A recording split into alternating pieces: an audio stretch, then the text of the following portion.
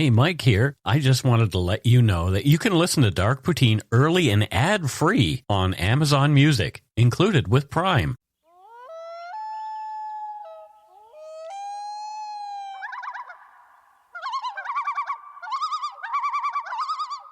Welcome back to Dark Poutine, and Happy New Year. The New Year is coming up. I'm really looking forward to 2026. Matthew, how are you? 10 out of 10. How you doing? 10 out of 10. I am rocking and rolling, and sometimes, doing pretty good. The views, information, and opinions expressed during the Dark Poutine podcast are solely those of the producer and do not necessarily represent those of Curious Cast, its affiliate, Global News, nor their parent company, Chorus Entertainment. Dark Poutine is not for the faint of heart or squeamish. Listener discretion is strongly advised. We're not experts on the topics we present, nor are we journalists. We're two ordinary Canadian schmucks chatting about crime and the dark side of history. Let's get to it. Put on your toque, grab yourself a double-double and a Nanaimo bar. It's time to scarf down some Dark Poutine. You are responsible for obtaining and maintaining at your own cost all equipment needed to listen to Dark Poutine. Dark Poutine can be addictive. Side effects may include, but not be limited to, pausing and questioning the system, elevated heart rate, pondering humanity, odd looks from colleagues as you laugh out loud at work, family members not into true crime worrying about you.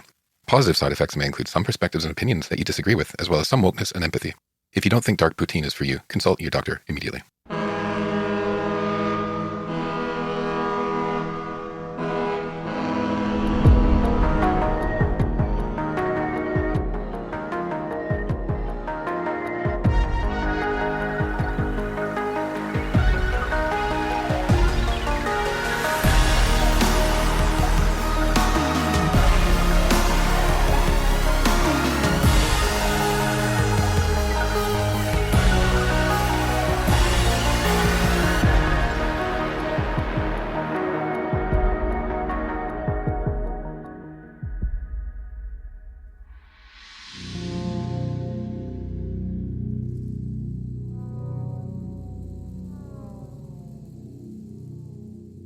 The week between Christmas and New Year's always feels a bit different, a bit of a liminal limbo.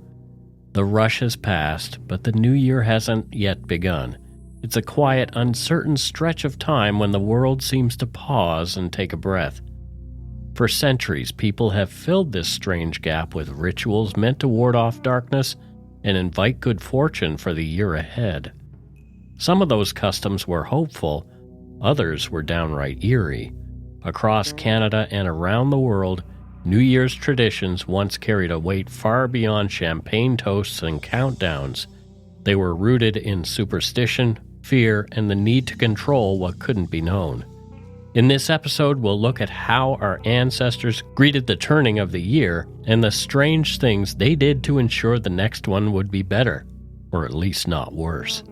You're listening to Dark Poutine episode 399, Out with the Old, the dark and weird side of New Year's traditions.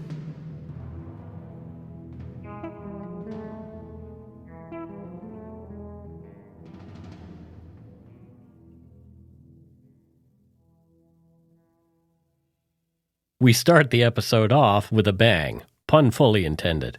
In a tradition thought to have started in Newfoundland and Labrador, New Year's Eve often began with a crack of gunfire echoing through the frosty night. The custom, known locally as shooting in the new year, was a deep-rooted tradition across outports and small coastal towns. At the stroke of midnight, men would step outside with rifles, shotguns, or whatever firearm they had on hand and fire rounds into the air to scare away evil spirits and welcome good fortune. The ritual was part celebration, part protection. According to a 2022 CBC News feature titled Guns, Parades, and Superstitions, a host of forgotten New Year's traditions in Newfoundland, the practice dates back centuries, blending European folk customs with the realities of isolated Newfoundland life. It was about driving out the old year and anything bad that came with it, said folklorist Dale Jarvis, who has researched the province's holiday customs. The gunfire, he said, was a way to make noise and make sure the new year started on the right foot. The noise was more than symbolic. In many communities, the sound of gunfire mixed with the clanging of pots, shouts, and church bells. The explosions of sound punctured the stillness of long winter nights when isolation and superstition carried extra weight. Some believe the noise frightened off malevolent forces or the devil's luck, a phrase still remembered by older residents. In the town of Carbonear, people also fired muskets or old shotguns from their doorways, then shouted greetings to neighbors across the dark.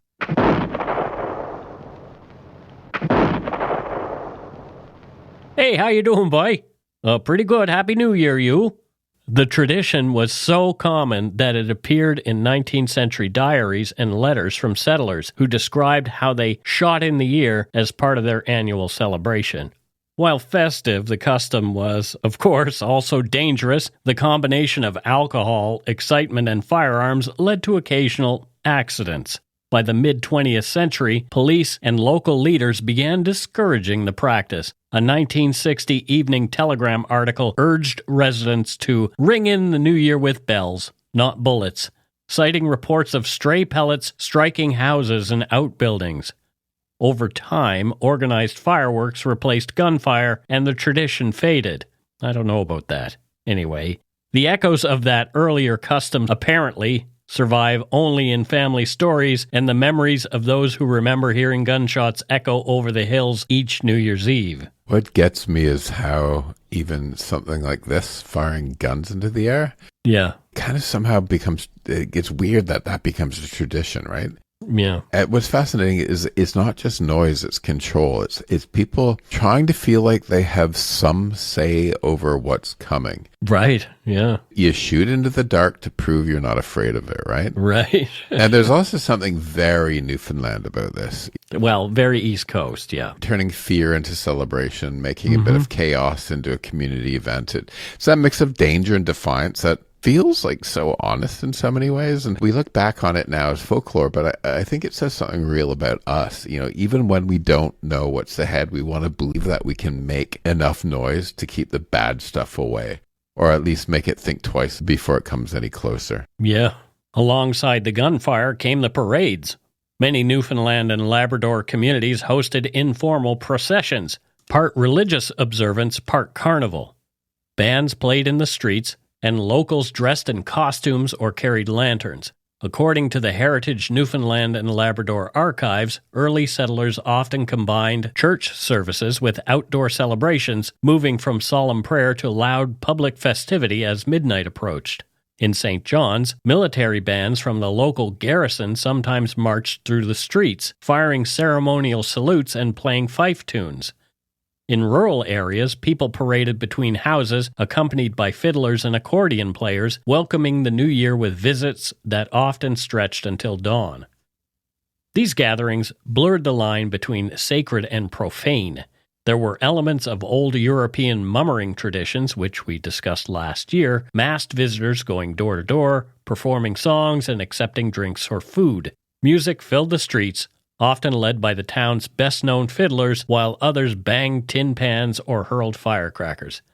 As Saltwire News reported in its 2023 article, Out with the Old, In with the New, quote, "These parades were raucous, joyful, and slightly unruly, a reflection of Newfoundland's mix of hardship and humor." I mean, they do live on the rock, after all. They do, and I love this part. The shift from prayer to full-on chaos is so human. You know, you go from solemn hymns to banging pots and lighting firecrackers because, you know, hope alone doesn't feel loud enough. And it's kind of like church service meets street party, and this one is very Newfoundland, right? Community is survival.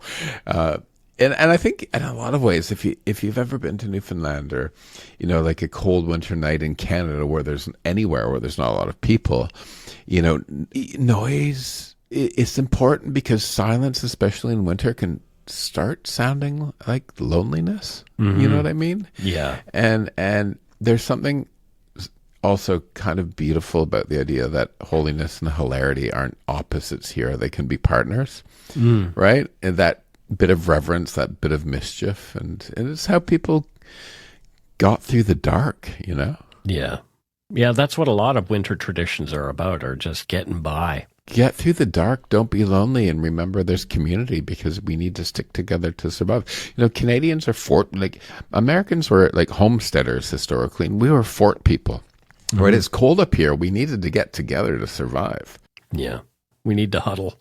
Yeah. Even small communities embrace the chance to come together in the depths of winter. In some of the more remote outports, people carried torches or lanterns to light their way, a custom that may have been influenced by Old English fire festivals. The goal was both symbolic and practical, to illuminate the darkness and ensure a bright year ahead. Some parades ended with bonfires on the beach or in a clearing where villagers gathered to sing, dance, and share drinks. One elderly resident of Trinity Bay, interviewed by the Heritage Foundation of Newfoundland and Labrador, recalled, quote, "We didn't have fireworks back then. The men would fire their guns, the women would sing, we'd all go from house to house until morning. It was the only night you didn't mind being woken up by a bang."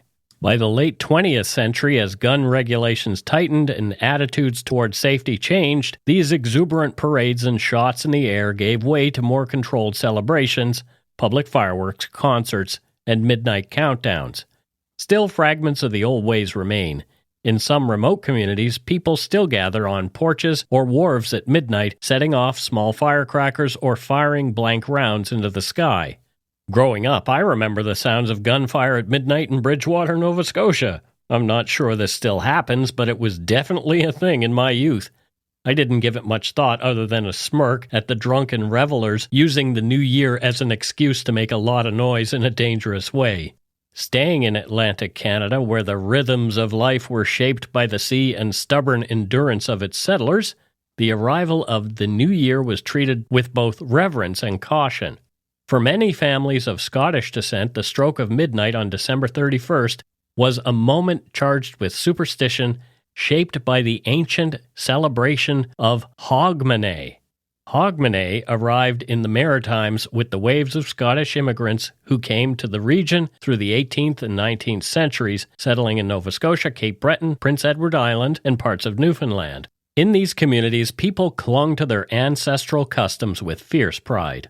Hogmanay was carried across the ocean as both comfort and covenant, a promise that the old world had not been entirely left behind. On New Year's Eve, homes were scrubbed clean and hearth fires carefully tended, for the year ahead was believed to arrive with the first visitor whose presence could bless or burden a household. The first person to cross a home's threshold after midnight was thought to set the tone for the year to come. Folklorist Richard McKinnon of Cape Breton University has written that, quote, "The first foot was seen as an omen. Whoever they were, whatever they brought, would shape the family's fortunes for the next 12 months, end quote. Tradition held that the ideal first-footer was a dark-haired man, a figure believed to embody safety and prosperity.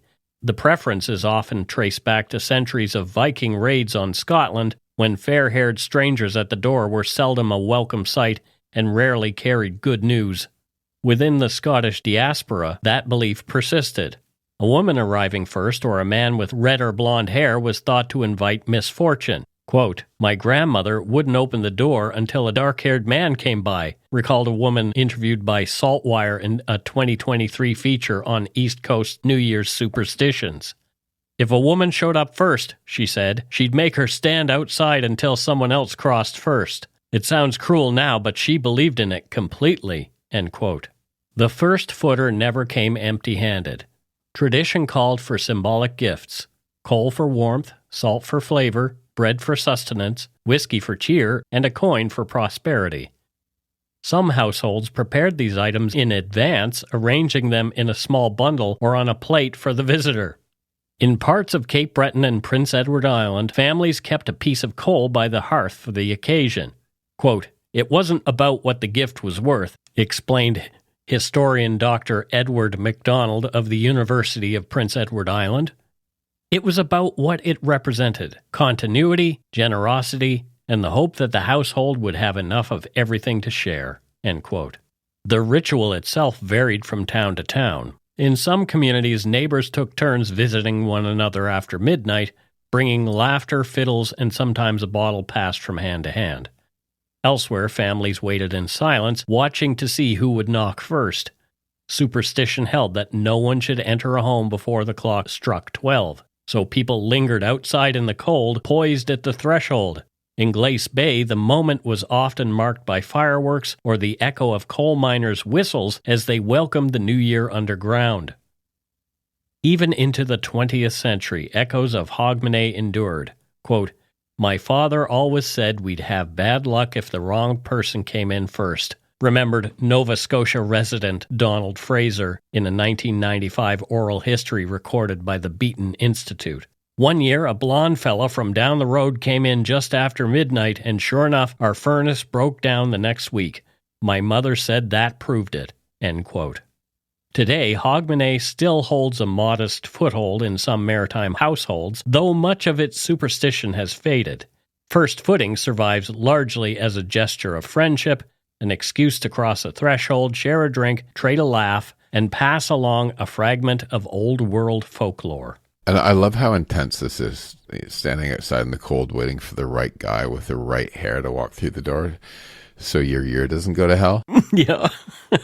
And the logic sort of tracks, right? The dark-haired man thing, it comes from Viking raids. Mm-hmm. Fair-haired strangers were usually bad news. Right. But by the time it hit Nova Scotia, it turned into like, sorry, Brenda, you can't come in. You're blonde and I don't need that energy right now.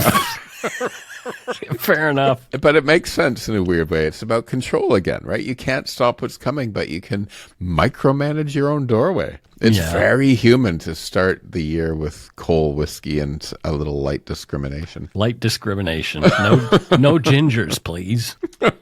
While Scots guarded their thresholds, Newfoundlanders and Irish settlers focused on driving misfortune out altogether. Across Newfoundland and Labrador, many families once performed a New Year's Eve ritual known as throwing poverty out the door.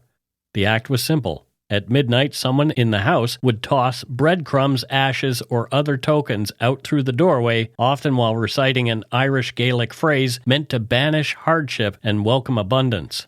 I won't attempt the Gaelic, but essentially the phrase roughly translated was, "Go poverty, get out, and let happiness or good fortune come in." This ritual reflected a blend of Irish folk belief and Christian symbolism. It was part exorcism and part prayer. Quote, "People lived close to the edge in those days," folklorist Dale Jarvis explained in a CBC report mentioned earlier. "They couldn't afford to take chances," he said. "If tossing a few crumbs meant you might have a better year, you did it." End quote. The same mindset extended to the first day of January. Across Atlantic Canada, the old saying went, quote, "Whatever you do on New Year's Day, you'll do all year." End quote. That meant no borrowing, no lending, and no paying off debts on January 1st. Doing so, people believed, would guarantee a year of financial strain. Instead, families focused on warmth and abundance, cooking hearty meals, visiting friends, and making sure the house was clean and cheerful. Quote, "You wanted to start as you meant to go on," wrote Newfoundland author and historian Michael Harrington in Folklore and Folk Life in Newfoundland in 1968. For many families, the first act of the year was carefully chosen. Fishermen would mend nets or check their gear. Farmers would feed animals early, and homemakers might bake bread to, quote, "bake good luck into the year," end quote. Yeah, I like some of these. It's like just literally throwing your problems out the door. Breadcrumbs, ashes, bad luck, all of it. Get out. Right?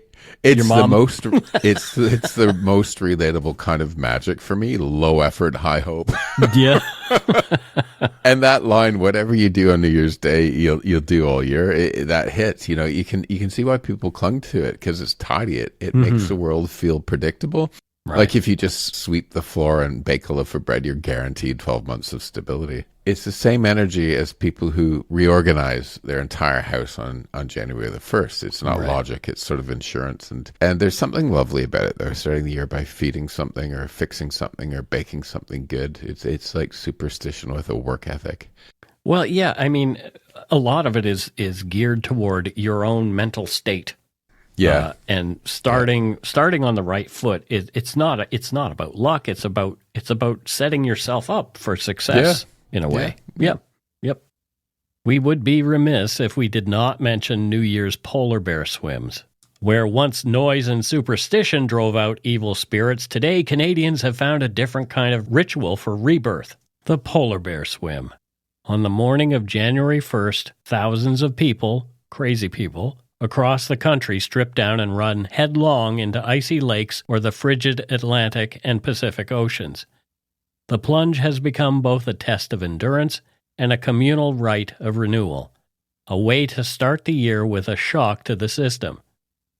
The oldest organized polar bear swim in Canada is believed to be Vancouver's, started by local tailor Peter Pantages in 1920. According to Canadian Geographic, Pantages and a few friends formed the Polar Bear Club, plunging into English Bay every New Year's Day. What began as a quirky local tradition has evolved into one of the city's most beloved annual events, attracting over 2,000 swimmers each year. In Newfoundland, Nova Scotia, and other coastal provinces, similar events have taken hold. In Halifax, hundreds gather each January 1st at Herring Cove or Lake Banook in Dartmouth to take the plunge, often wearing costumes or carrying flags. The air is thick with laughter, screams, and disbelief. "You scream going in, and you can't feel your legs coming out," said participant Erica Moulton in an interview with the Chronicle Herald in 2020. "But once you do it, you feel alive. It's like you've washed off the whole year," end quote. Many of these swims now raise money for charity. The annual Polar Bear Dip for Courage in Toronto supports World Vision's child relief programs, while St. John's hosts smaller events benefiting food banks or local shelters. The tradition's meaning has shifted from warding off spirits to embracing renewal, courage, and community. Still, beneath the fun lies something older, a sense of ritual cleansing, of plunging into the unknown to emerge reborn. The danger is real, though. Hypothermia can set in quickly in Canadian waters, and emergency crews are always on standby. There's something so Canadian about this one. We've traded gunfire and superstition for hypothermia and charity. I'm really cold, but we're making money for somebody. It's so Canadian, isn't it? Yeah. And it's the same instinct, though. You know, people convincing themselves that suffering a little now will make the rest of the year better. And honestly, it makes sense. The polar bear swim is like a national personality test. You got the ones who leap in, the ones who film it, and the ones who stand there with coffee saying, "You're all out of your minds," which is me. Yeah. Right. But there's a kind of beauty in it. You know, we start the year by daring the cold to beat us. You know, no chance, no demons, just goosebumps and denial. And it's a modern ritual, Canadian style. Honestly, I would try it once. I want to try it once. Mike dies. You have to show me where the buttons are so I can keep the show Show going. you where the buttons are so when I go into hypothermic shock and croak, you can... I can keep it going. Yeah. Food has long been a part of how Canadians welcome the new year, blending old country customs with local fare. Across the country, families serve dishes meant to bring good fortune. A staple in Newfoundland is saltfish and brewis, a dish made from a mix of cod, hard bread, and scruncheons. A scruncheon is a traditional Newfoundland term for a small piece of salted pork fat, usually cut into cubes and fried until crisp. When cooked, scruncheons release rendered fat and become crunchy, golden bits that are used both as a topping and as a flavor base. Now I'm hungry. In Nova Scotia, pork and sauerkraut reflected German and Acadian beliefs in progress and prosperity. Quote, "A pig roots forward, never backward," food historian Elizabeth Driver wrote in Culinary History of Canada in 2012. So eating pork on New Year's Day meant you'd move forward too. Now I want my grandmother's pork chops and sauerkraut. Oh boy. In Cape Breton, a coin baked into bread or cake was believed to bring luck to whoever found it. The Scottish black bun is a dense, spiced fruitcake wrapped in pastry and traditionally eaten at Hogmanay, symbolizing prosperity and hospitality for the coming year. The Irish barmbrack is a sweet bread baked with hidden charms or coins, each said to predict the finder's fortune in the year ahead, unless they choke to death on the charm or the coin. I mean, you know, because that could happen. I remember watching a friend of mine choking on a quarter that was baked into a cake when we were kids. Yep, parents did that kind of thing. Anyway, he was fine, but still, that was pretty scary. Another enduring custom is the New Year's levee. Originating from British colonial practice, the first Canadian levee was held by Governor-General Lord Elgin in 1646. Over time, these receptions became public gatherings where citizens could greet officials and share punch or sherry.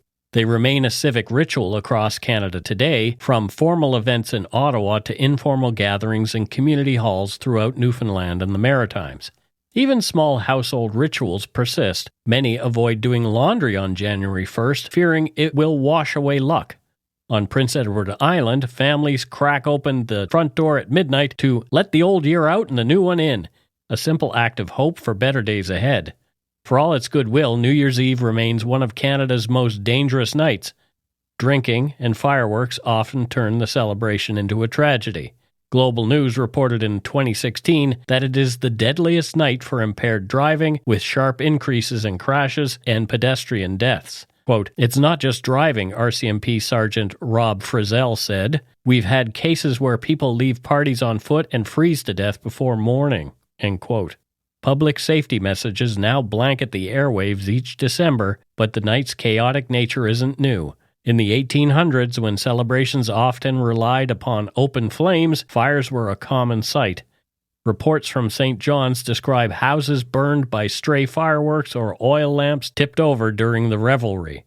See, and this is why I've always said New Year's Eve is for beginners. Right.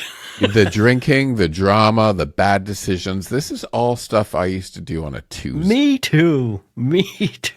It's the one night of the year people lose their minds and call it tradition. But for us old ravers and club kids, we just called it our 20s. Well, maybe me. I kind of went well into my 30s. No, for me it was like just early 20s, but yeah, it was craziness. I did 20 years of this shit on Tuesdays. You had more fortitude than me. My poor liver gave up on me at 23. So. I'm a bit of a horse. I come from like a good old farming stock, right? Like I'm pretty tough, so I just kept going. Oh dear. Some vanished customs once balanced danger with meaning. Across Atlantic Canada, families lit bonfires to burn away the year's misfortune, echoing old Celtic fire rites.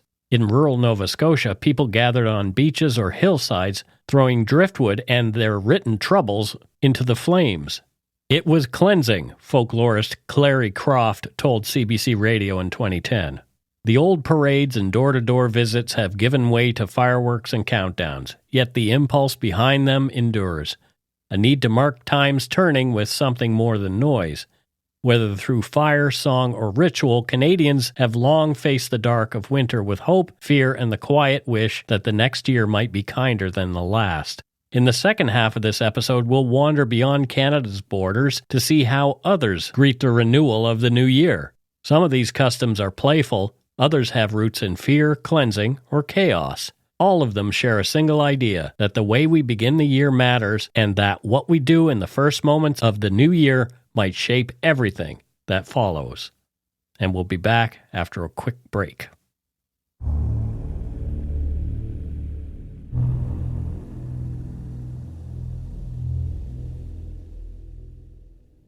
And we're at the halfway point for our midweek New Year's episode, Matthew. I'm so glad we're doing a fun one for New Year's. Yeah, me too. You know, listening to all of this first half, I keep thinking about how obsessed as humans we are with wiping the slate clean.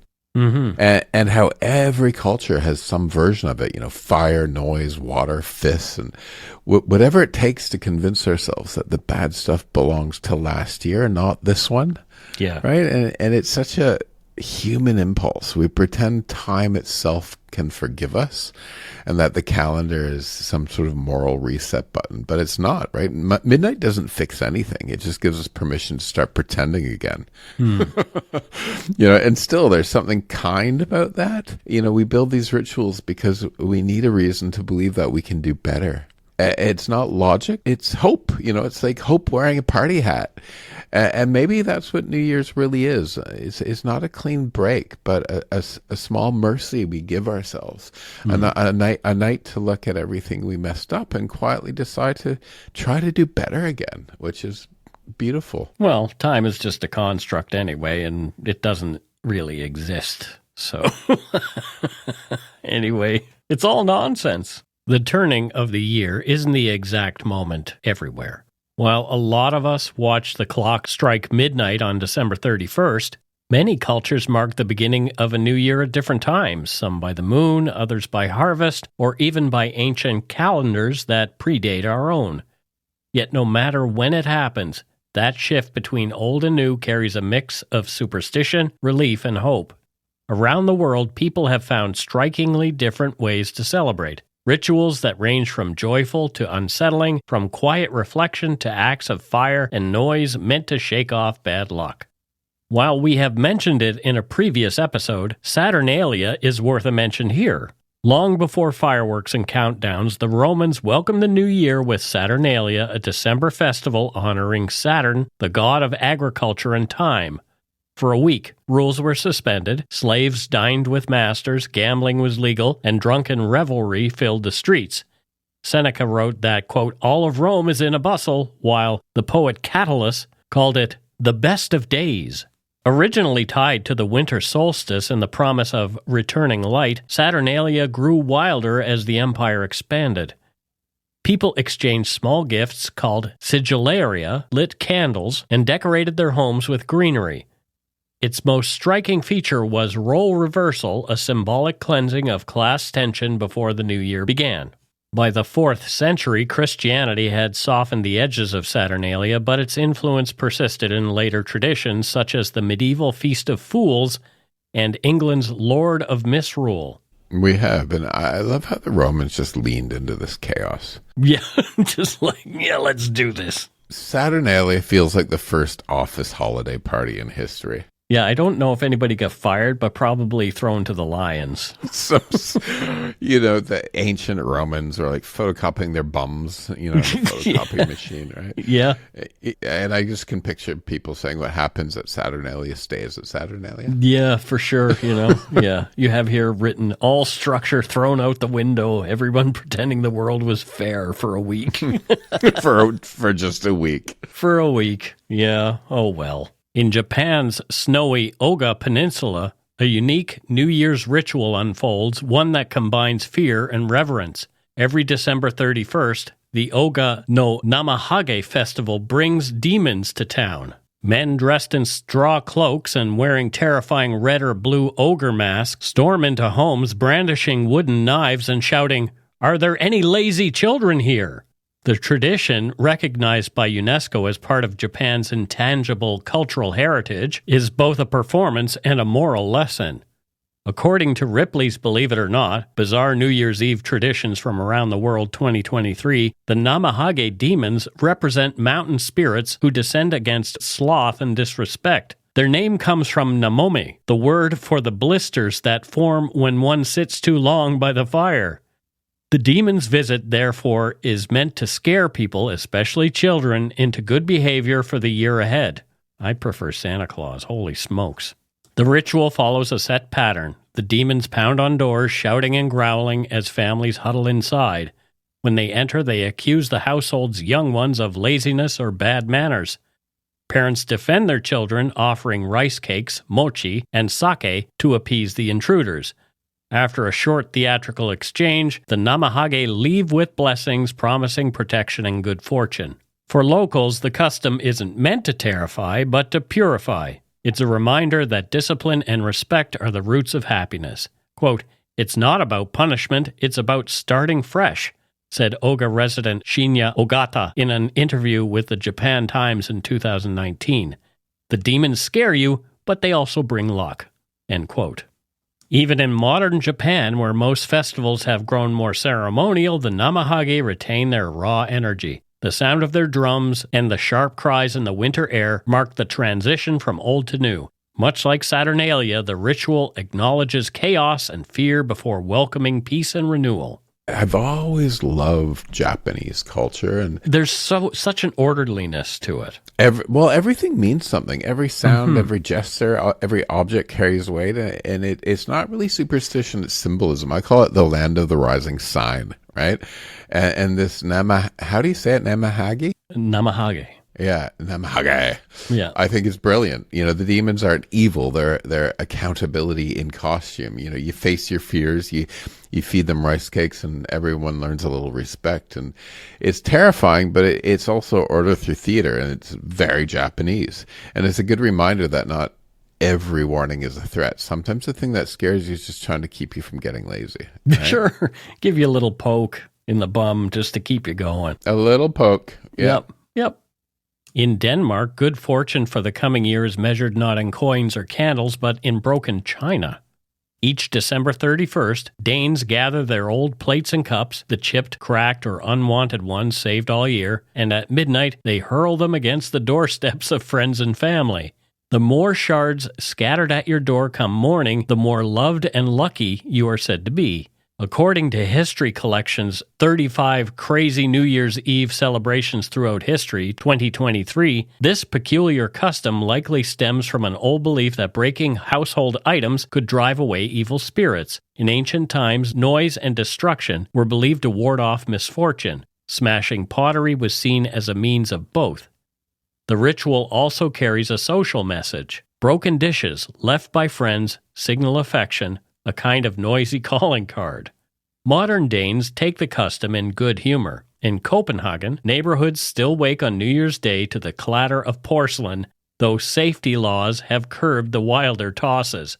Quote, "It's not something you do to strangers," explained Copenhagen resident Kristen Madsen in an interview with the local Denmark in 2021. "You break plates only for people you like," she said. "It's our way of saying, we're thinking of you." End quote. So let's smash something because we're thinking of you. I kind of love that, the idea that the more broken dishes you have, the more loved you are. Yeah. And only the Danes can make passive-aggressive vandalism feel wholesome. They are very civilized. You go to Scandinavia and you've got a lot of civilization there. That's for sure. You certainly do. Yeah. In parts of Italy and South Africa, ringing in the new year can be a risky business. As the clock nears midnight, windows open and old furniture flies out. Chairs, tables, even dressers are hurled into the streets in a symbolic act of renewal, a dramatic way to declare out with the old. In Naples, the tradition is called buttare via le cose vecchie, literally throwing away old things. According to Ripley's 2023, it dates back centuries to the belief that ridding the home of worn or unwanted items would make space for good luck to enter. In southern Italy, the tossing once extended to dishes and even small household tools, with neighbors dodging debris as bells of midnight rang. Local authorities now discourage the practice for obvious safety reasons, but remnants of it persist in some neighborhoods. A similar ritual takes place in Johannesburg, South Africa, where locals in certain districts have made a spectacle of tossing everything from old couches to broken televisions. The city's Sowetan Live newspaper described New Year's Eve 2008 as, quote, "a rain of furniture" in some apartment blocks, prompting police to patrol rooftops. "It's dangerous," one officer told reporters, "but people will say it's tradition.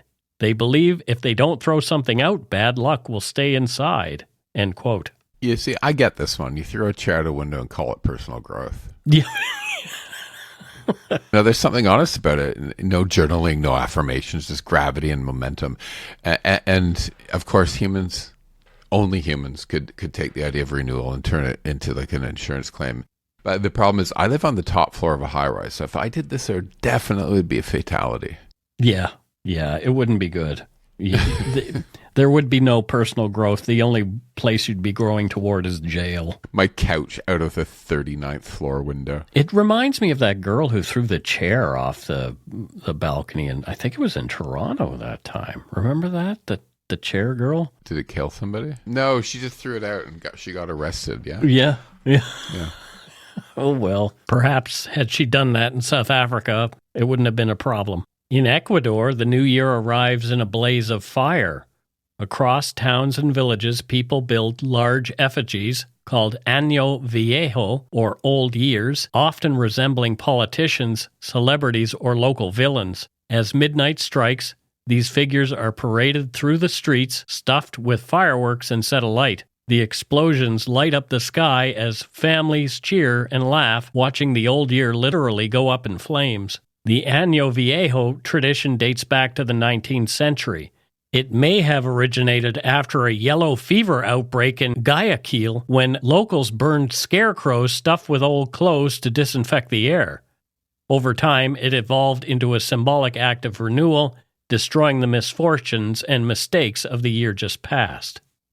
As Ripley's explains, quote, "The burning of the effigies serves as a catharsis, a way for Ecuadorians to rid themselves of negative energy and begin anew." End quote.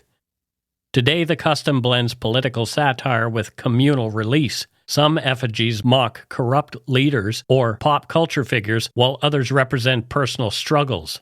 Families often write notes listing the things they wish to leave behind, for example, illness, death, or heartbreak, and toss them into the flames. In Quito, the capital, contests are held for the most creative or humorous Año Viejo. Crowds gather as fireworks burst and the figures collapse into ash. Quote, "We burn what hurt us," said Guayaquil resident Rosa Morales in a 2022 Reuters interview. "When the flames go out, it's like breathing fresh air again." End quote. If Ecuador burns away the past, Peru punches it out.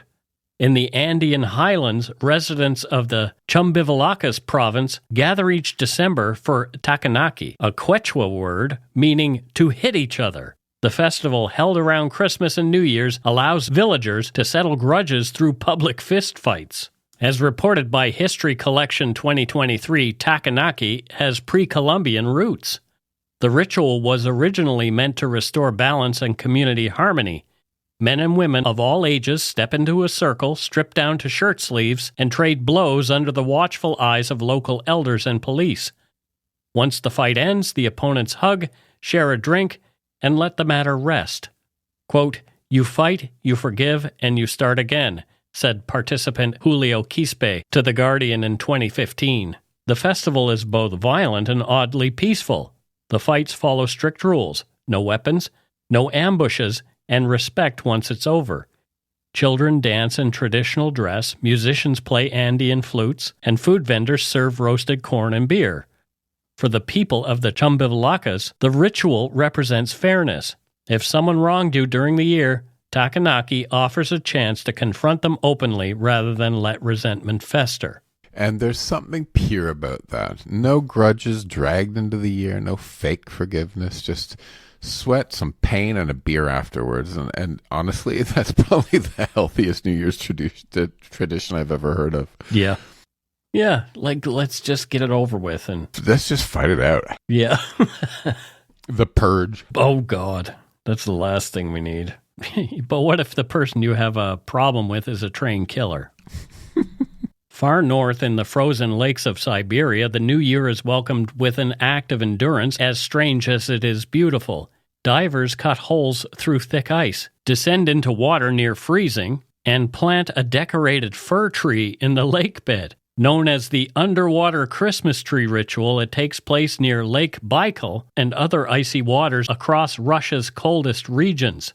According to History Collection 2023, the practice began among professional divers in the 1980s as a symbolic gesture of renewal and courage. Participants dress in festive costumes or scuba gear trimmed with tinsel, carrying the tree to the bottom while holding their breath or using tanks. Once planted, they perform a brief underwater dance, saluting the year to come before resurfacing. The ritual merges playfulness with defiance of nature's extremes. It reflects the Russian love of winter challenges such as ice swimming, sauna plunges, and snow bathing as ways to test one's spirit and body. Quote, "It's about starting the year with strength," diver Andrei Sokolov told Russia Beyond in 2020. "If you can face the cold at its worst, the rest of the year can't scare you." End quote. Across the world, people welcome the new year with noise, food, and a touch of strangeness. In New Zealand, families take to the streets at midnight clanging pots and pans to ward off evil spirits. Like Nova Scotia and Newfoundland's gunfire, it is a tradition rooted in old European beliefs that loud sounds could drive away bad luck.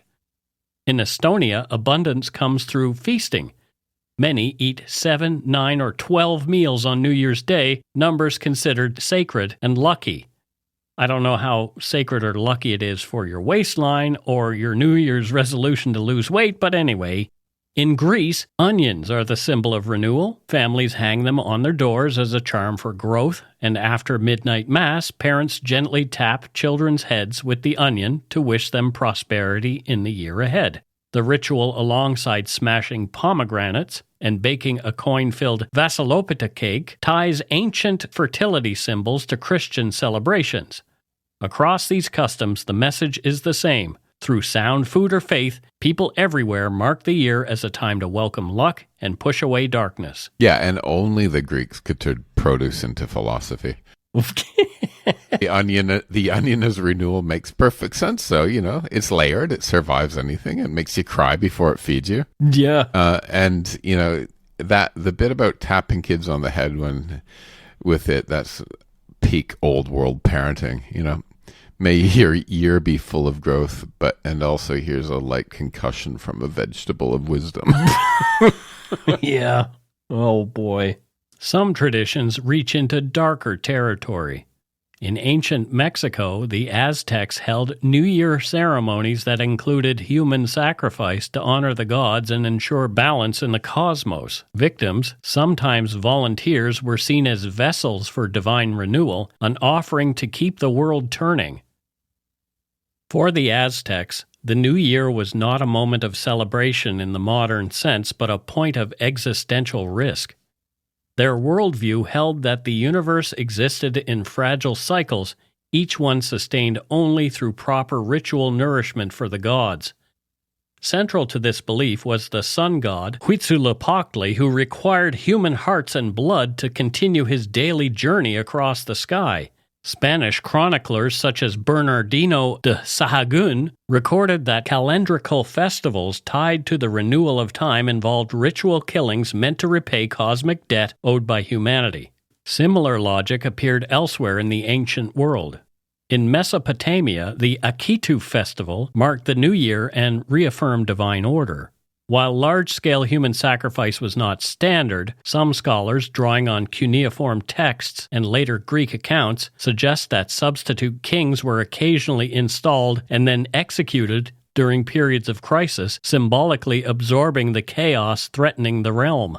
Assyriologist Simo Parpola and others have argued that these acts were less punishment than ritual containment, violence deployed to prevent far greater disorder.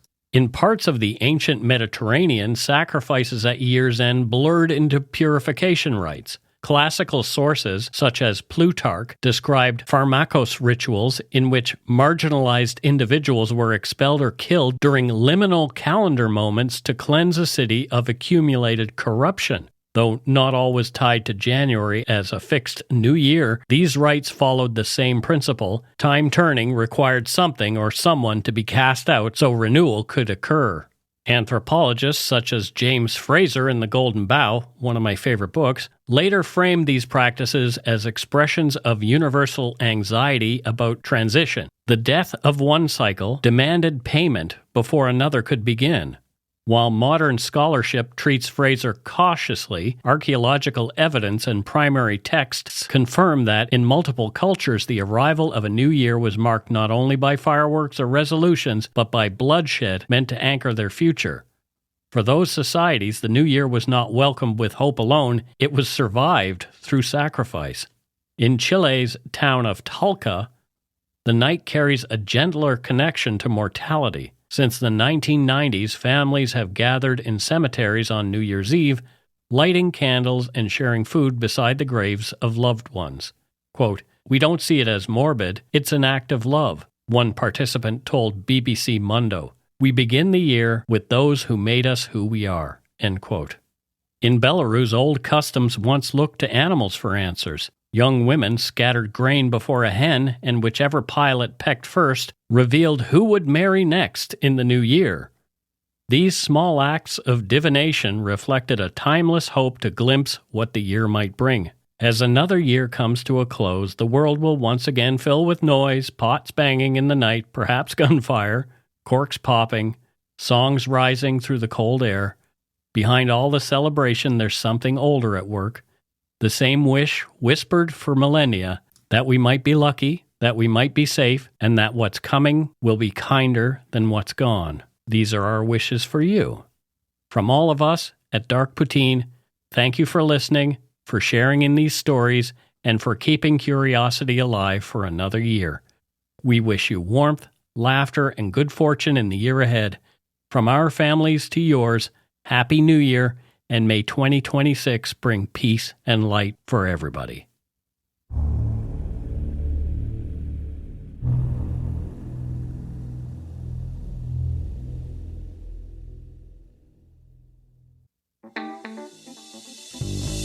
That's right. It's time for voicemails. You can leave us a message at 1-877-327-5786 or 1-877-DARK-PTN. We'd love to hear from you. Let's see who called us this week. And we don't have any voicemails because it's Christmas time and we recorded months ahead. Well, 1 month and a half. Yeah, it was a month and a half. That's it for this week's voicemails. Again, you can leave us one at 1-877-327-5786 or 1-877-DARK-PTN. We'd love to hear from you, even if it is just to say hi and to tell us to go shit in our hats. If you're stumped for what to chat with us about, a quick story is welcome. And for the same reason as not having any voicemails, we don't have any Donut Money donors or patrons this week. But we love you, and we will mention you, if you're a new patron or Donut Money donor, in an upcoming episode in the new year, which starts with episode 400, which is upcoming. 400. Thanks to all our patrons and Donut Money donors, past and present, for your generosity. It helps to keep the show going. You can become a patron of Dark Poutine at patreon.com/darkpoutine. For a one-time donation, you can send us donut money via PayPal or Interac using our email address, darkpoutinepodcast@gmail.com. If you don't already subscribe to the show, it would mean a lot if you did. You can easily find Dark Poutine on Apple Podcasts, Spotify, or wherever you listen to your favorite shows. If you haven't gotten yours yet, my 2 books are available to order via links on the Dark Poutine website or anywhere fine books are sold. And speaking of darkpoutine.com, check it out for show notes and other cool stuff. We'd appreciate it if you gave Dark Poutine a like or a follow on Facebook and Instagram. Most importantly, thank you for listening. Tell your friends about us. Word of mouth is a powerful thing. And that's it for this episode of Dark Poutine, so we'll see you in 2026 and keep being good eggs and not bad apples. Do we have to get, like, abs to be, like, one of the 400? Or was that 300? It was a 300. Okay. Okay. No. Bye, everybody.